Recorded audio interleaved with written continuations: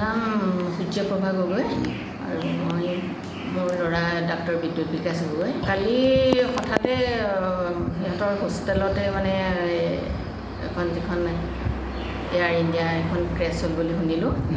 এই হোষ্টেলৰ ভিতৰতে আছিলে, হোষ্টেলৰ ভিতৰৰ পৰা সি আৰু শব্দটো শুনি ওলাই আহিলে।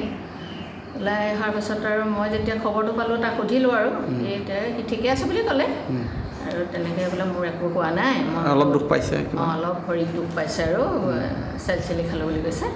তাৰপৰা আহিয়ে বোলে মই এতিয়া ডিপাৰ্টমেণ্টত আছোঁ বোলে, সিমানেই আৰু সিমানখিনিয়ে ক'লে আৰু আছে ঠিকে আছে। এতিয়া হেৰি এটা আছে হস্পিটেলতে মানে মানুহখিনি ৰাখিছে গোটেইখিনি, হস্পিটেলৰ ভালকৈ ৰাখিছে বুলিয়ে কৈছে। ৰাতিপুৱা তাক ফোন কৰোঁতে ইমানেই আৰু বিশেষ নাই কোৱা। বৰ্তমান বিপদমুক্ত চাল চালি খাইছে, তেনেকৈ একো দুখ পোৱা নাই।